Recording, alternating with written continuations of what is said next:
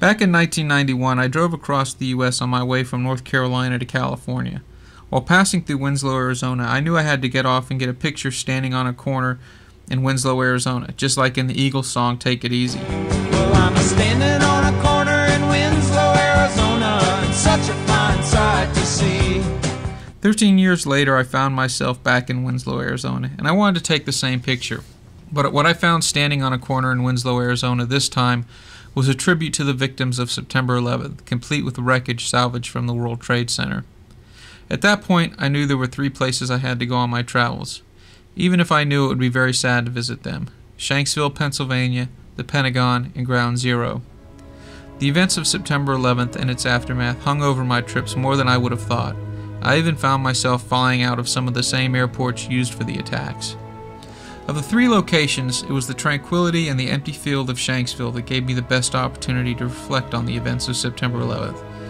The mayor of Shanksville volunteers his time at the temporary memorial site to answer questions and talk about the brave passengers of Flight 93 who gave their lives so their plane wouldn't hit its intended target. The mayor told me the story of how one woman managed to get the only photograph of the crash right after it happened. She had a friend in the Air Force Reserves who promised her one day he'd buzz her house. So when she heard the plane that day, she thought it was her friend flying by and grabbed her camera. And that's how she got the shot of the smoke cloud rising from the crash. I recognized a house from the picture while I was driving and managed to find the same spot where she took her picture. I hope when they build a permanent monument for Flight 93, it retains the feel of the people that the temporary memorial has. Among the homemade tributes, there is an official marker to honor the crew and passengers of Flight 93, but I wanted to take a picture of the back of that monument. There were no victims' names on the smooth, untouched surface on the back, and to me those were the names of the people who would have been killed at the Capitol or the White House if the passengers of Flight 93 had not been the first Americans to fight back on 9/11.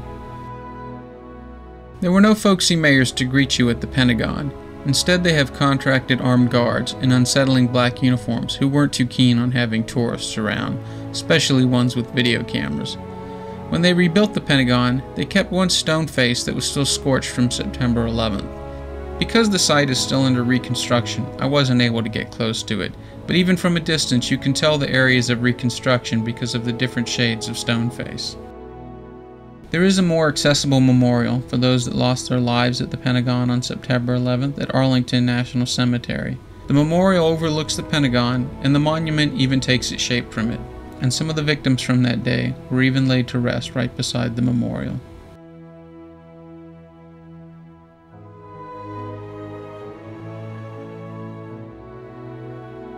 Also buried in Arlington is Johnny Michael Spann, a CIA agent who was the first American to die in combat in Afghanistan.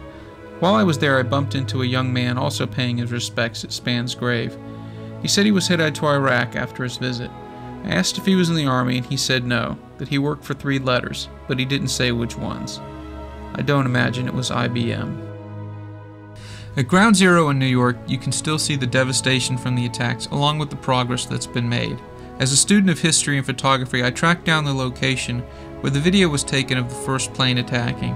2 French brothers were doing a documentary on a rookie fireman and managed to take the video on a routine run while checking for a gas leak at Lispenard and Church Street. Any sight of a fireman or fire truck in New York was a moving experience, but while I was at Ground Zero, I got to witness a fire engine returning to a firehouse located right across the street from the World Trade Center site. I felt really honored to watch its return.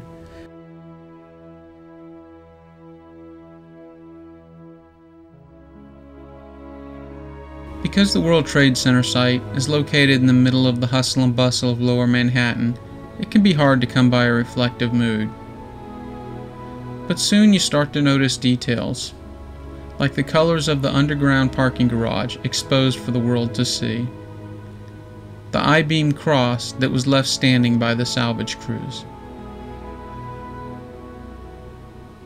and the subway train moving through the newly rebuilt sections